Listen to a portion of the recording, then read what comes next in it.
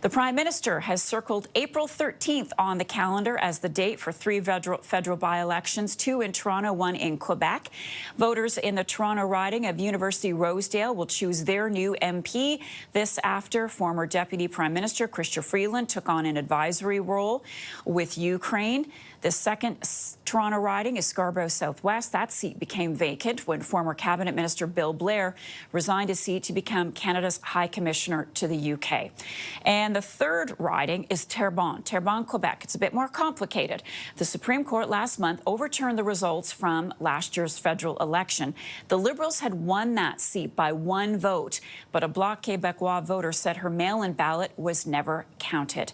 Joining me now is CTV News political commentator and former Director of Communications for Prime Minister Paul Martin, Scott Reid. Hello to you, Scott. So, the Conservatives have yet to choose candidates for these ridings. However, what are you watching for in terms of who is running for the Liberals in at least two pretty safe seats for that party?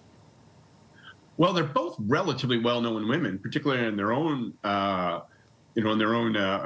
backyard. So, you've got the former NDP MPP, really significant, well-known local politician running in Scarborough Southwest for the federal Liberals. So there's a reach out on behalf of Mark Carney. And then, of course, in downtown Toronto and University of Rosedale, you've got Dr. Danielle Martin, who is well-known to people in health and health policy circles.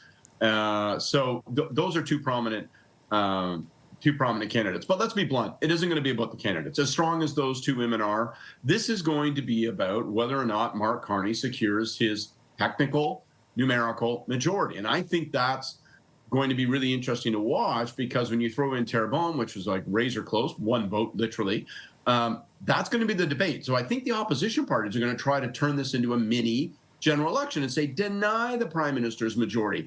Don't give him a free hand. Make certain we keep him on a short leash. But polls indicate that Canadians are actually more enthusiastic about Mark Carney and the Liberals after a year. He's been in power for exactly a year today. So it's going to be interesting to see whether or not people respond to that appeal. But that's going to be the debate. Do you or do you not want Mark Carney to get that majority? And if the Liberals secure a majority after these by-elections, then do we silence the talk about a snap election, Scott? I'm sure I'm going to live to regret these words, but I think you can silence it right now. I think that the Prime Minister calling these by-elections, not waiting, there's a potential another by-election that could emerge in the city of Toronto if federal member of Parliament Nate Iskin-Smith quits to go run for the provincial Liberal leadership. Yeah. He didn't wait for that. The Prime Minister didn't wait for that.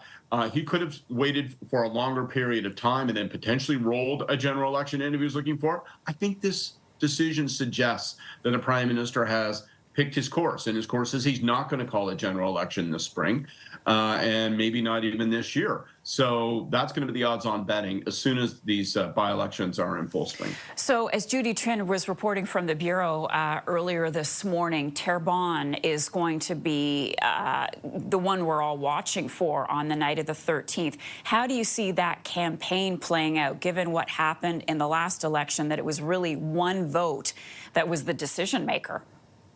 Three factors in Terrebonne, which is really going to be the riding that decides, all things being equal, whether or not Carney gets his numerical majority.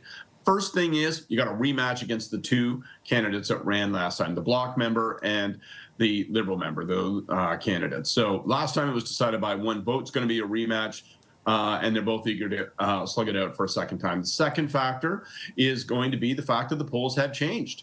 And now you would think structurally the Liberals actually have an advantage because they're far more popular in the polls, and including in the province of Quebec, than they were when this vote was taken last. And then the final factor is, will there be some kind of discount on the Liberal vote or possibly a boost to the Liberal vote around this issue of majority? Will voters in Terrebonne say, actually, we like the stability that comes with a majority government, we want that? Or will they say, let's keep the Prime Minister hot-footing it, we're going to actually vote against him? Those are the three factors to watch. If you're going to make a bet, you're definitely betting in the Prime Minister's favor. Let's face it, 365 days since he became Prime Minister, not much hasn't worked out for this guy politically.